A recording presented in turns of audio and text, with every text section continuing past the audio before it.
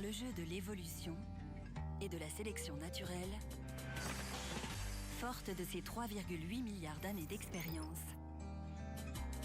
la nature a toujours su s'adapter, surmonter les crises et résoudre de nombreux problèmes.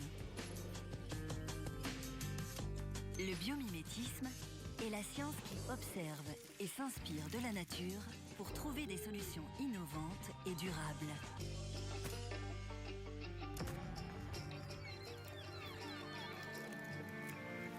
Ces super performances du vivant aident aujourd'hui une communauté croissante de chercheurs, ingénieurs, designers ou entrepreneurs à façonner le monde de demain, un monde bio-inspiré. Ce futur si désirable n'est pas un lointain mirage.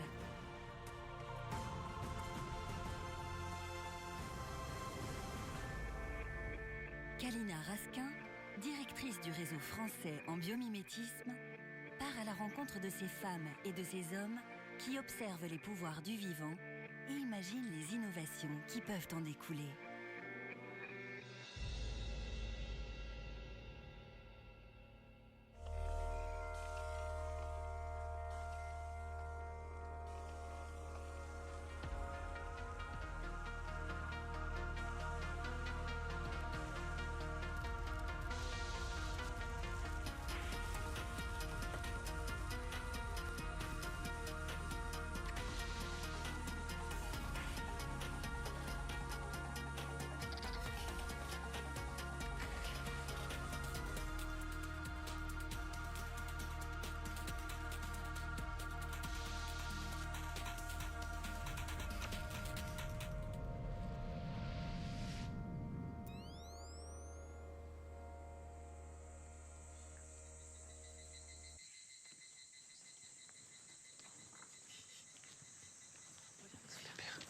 C'est une fille en fait. Regardez comme elle nous regarde.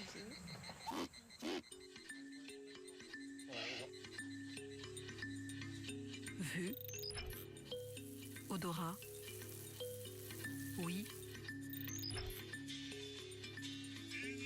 toucher,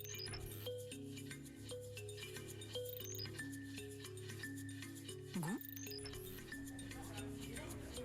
Nos 5 sens nous permettent de comprendre le monde qui nous entoure et nous avertissent des dangers. Mais nos organes sensoriels, nos yeux, nos oreilles, notre nez, nos papilles ou notre peau, aussi perfectionnés soient-ils, ne nous permettent pas de capter toutes les informations ou d'appréhender toutes les menaces alentours.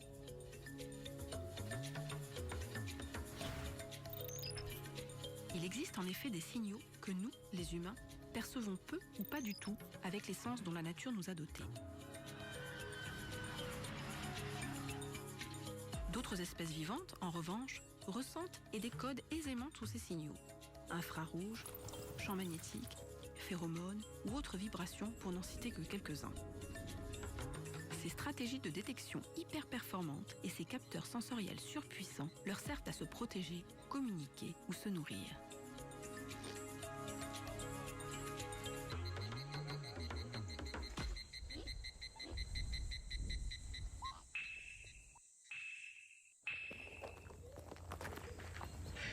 T'as vu? Alors, est-ce que vous savez pourquoi on lui met ça?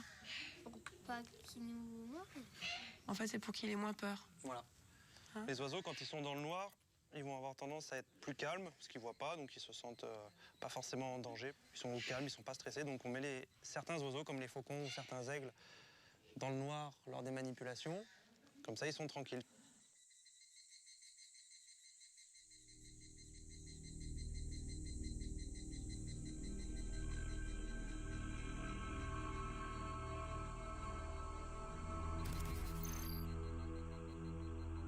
Oh là là, qu'est-ce que c'est beau. Voilà, donc ça c'est le pigargue à tête blanche, l'emblème des États-Unis. Ouais. Alors l'aigle fait partie des rapaces qui a une des meilleures visions, donc qui va être capable de repérer une proie à plus de 1000 mètres d'altitude, donc qui va planer et qui va regarder, qui va observer son territoire et essayer de trouver une proie.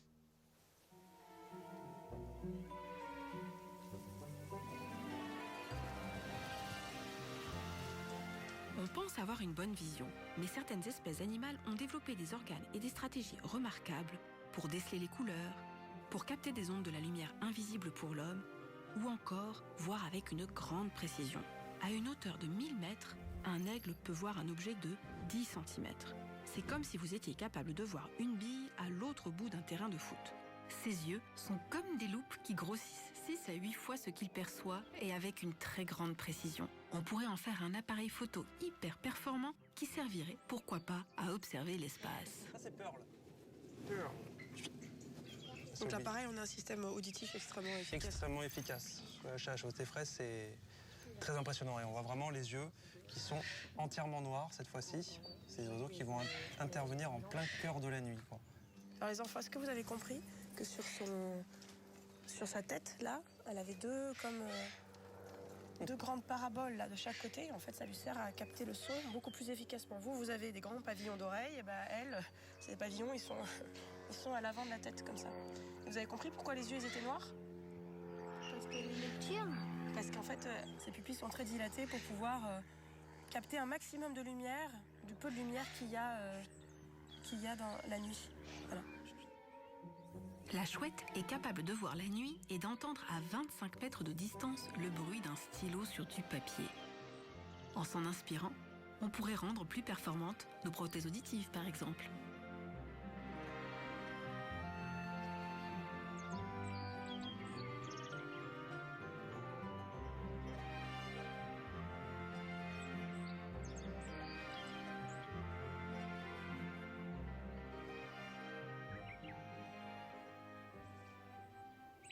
Et alors le hibou, le grand duc là qu'on a vu tout à l'heure, vous vous souvenez? Pourquoi il tourne la tête autant? Parce que les yeux, ils sont fixes.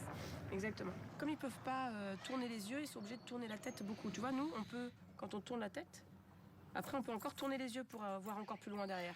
Le hibou, lui, il peut pas. Il a le regard fixe. Pour compenser, ben, son cou, il se tourne beaucoup plus. Et en fait, donc, il a un squelette très particulier, le hibou, pour pouvoir faire ça. Contrairement au grand-duc, notre champ de vision peut avoisiner les 200 degrés. Mais on est incapable de regarder derrière nous, simplement en tournant la tête.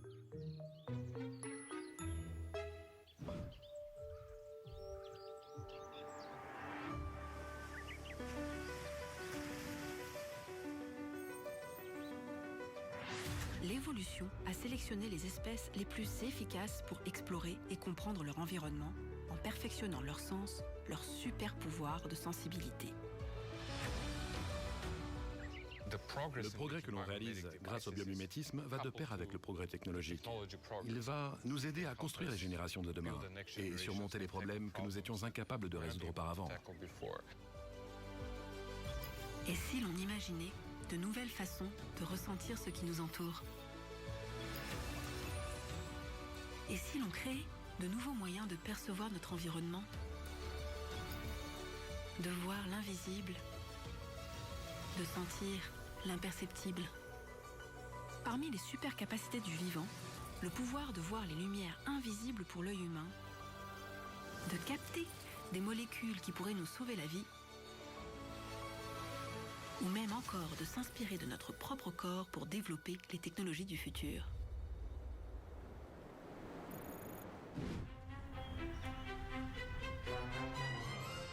Vous ne les remarquez pas, mais certains objets de notre quotidien sont inspirés des super-pouvoirs de la nature.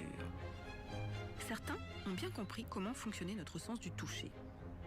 Aviez-vous remarqué, par exemple, que les aiguilles de seringue ressemblaient drôlement à la trompe des moustiques? Ces petits malins ont une aiguille conique qui rend leur piqûre imperceptible. Et pourtant, on ne les aime ni les nuits d'été, ni chez le docteur. D'autres ont bien compris comment optimiser au maximum un autre sens, l'ouïe. Ils peuvent même voir avec leurs oreilles. Les dauphins sont en effet capables de se repérer et de voir grâce aux ondes sonores. Nous les avons imités en créant le sonar qu'utilisent les bateaux et les sous-marins pour naviguer. Et c'est même en copiant cette technique que j'ai pu vous voir dans mon ventre avant même votre naissance.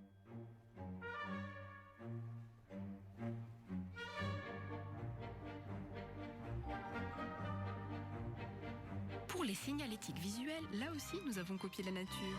Les couleurs voyantes, comme le rouge ou l'orange, indiquent le danger dans la nature. C'est comme un petit panneau où serait écrit « Ne me mangez pas, danger », comme sur la route. Il existe encore de nombreux pouvoirs de sensibilité. Pour découvrir comment la nature peut inspirer notre futur, je pars à la rencontre de celles et ceux qui l'observent pour améliorer notre santé et notre quotidien.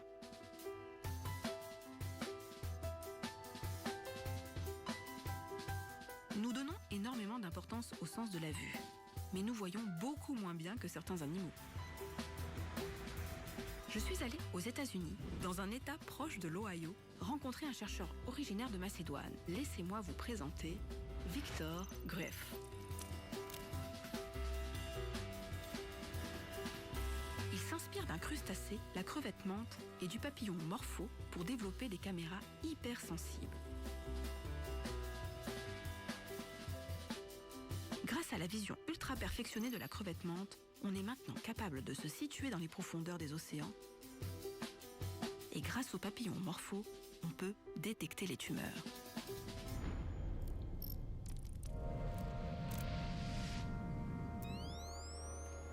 Bonjour Victor. Bonjour. Nice to meet you. Nice to meet you. Welcome to Enchanté. Illinois. Bienvenue dans l'Illinois. Commençons par la crevette menthe. Quelle est la technique utilisée par ce superbe crustacé pour voir ce qui est pour nous invisible? La crevette menthe a un système visuel extraordinaire. Elle est capable de voir plus de couleurs que nous n'en verrons jamais.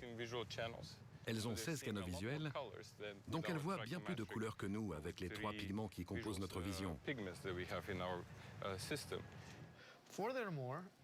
Par ailleurs, c'est là que la crevette menthe fait toute la différence.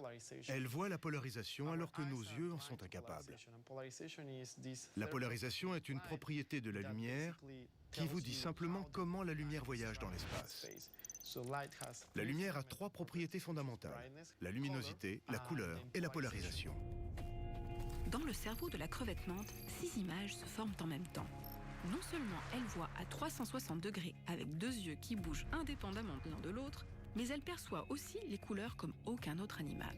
Elle voit des ondes lumineuses que nous sommes incapables de voir, comme les ultraviolets, les proches infrarouges, et détecte la polarisation de la lumière. Cela lui permet notamment de repérer ses proies et de communiquer avec ses congénères. Quand vous êtes sous l'eau, l'eau est polarisée.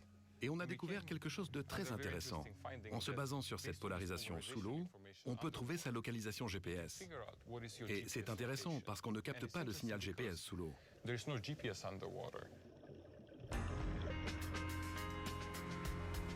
Lorsqu'il frappe la surface de l'eau, un faisceau lumineux en provenance du Soleil subit des perturbations qui entraînent l'apparition de motifs de polarisation.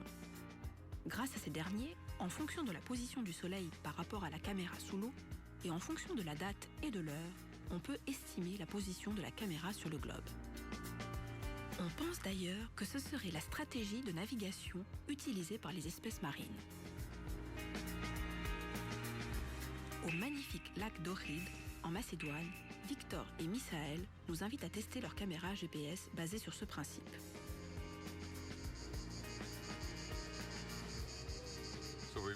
Donc on va descendre à environ 5 mètres sous l'eau et on va essayer d'utiliser les informations que cette caméra va enregistrer pour trouver où on se situe dans le monde. Nous sommes les premiers à découvrir ce système et à l'explorer en profondeur. Je pense que les applications sur le long terme sont des robots miniatures ou des sous-marins miniatures qui peuvent naviguer de manière autonome dans l'océan et explorer les fonds marins. Et une fois qu'ils ont trouvé une information intéressante, on pourra la géolocaliser.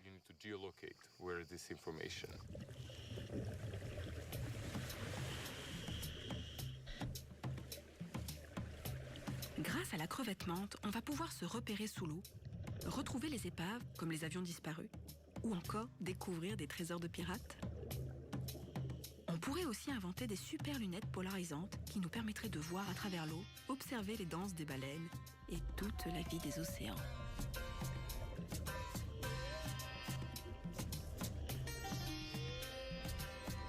La crevette menthe est un animal fascinant qui a encore beaucoup à nous apprendre.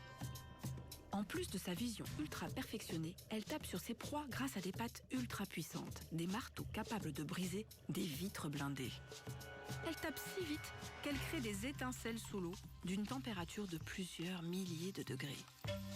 Imaginez, si on avait sa force, on pourrait envoyer une balle de baseball dans l'espace. Vous travaillez sur d'autres organismes modèles, comme par exemple les insectes, et en particulier les papillons. Le système visuel du papillon, et plus précisément celui du papillon morpho, est parfaitement optimisé pour pouvoir détecter des informations multispectrales. Et c'est ça qui est important. Les images multispectrales, ce sont elles qui sont fondamentales pour dépister le cancer. Ces animaux sont capables de voir plus de spectres que nous avec notre œil. Nous pouvons vraiment nous en inspirer pour concevoir les caméras du futur. Aujourd'hui, les seules techniques pour détecter une tumeur sont la palpation et la vue. Mais l'innovation de Victor pourrait changer la donne. Mon objectif principal dans ma vie et dans mes recherches, c'est de concevoir des caméras qui pourront aider à améliorer la santé des gens. Et plus particulièrement, de pouvoir détecter des tumeurs très tôt. Est-ce qu'on peut détecter certaines propriétés des cellules cancéreuses et arriver à les différencier des cellules saines pour donner cette information aux chirurgiens pendant les opérations? En adaptant la vision ultra perfectionnée du papillon, Victor peut voir à l'intérieur du corps humain et détecter les tumeurs. Avec son équipe, ils ont réussi à reproduire dans leur laboratoire les mécanismes de vision du papillon morpho.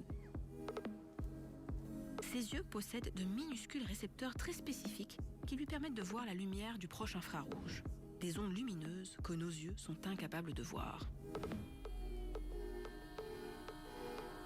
Pour voir les signaux proches infrarouges avec sa caméra, Victor doit utiliser un médicament colorant administré au patient. Grâce à la lumière des lasers projetés sur la zone malade, le colorant est activé et révèle les cellules cancéreuses.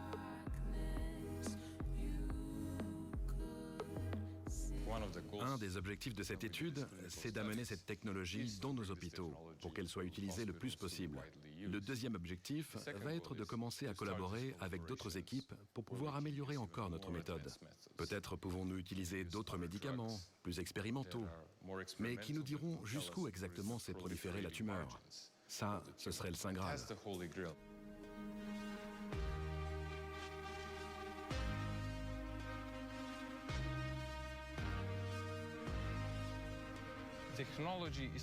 La technologie a encore pas mal de chemin à faire, la technologie standard. Et je pense qu'elle a du chemin à faire parce que nous utilisons toujours les mêmes méthodes pour concevoir les caméras. On a une approche très différente dans mon laboratoire.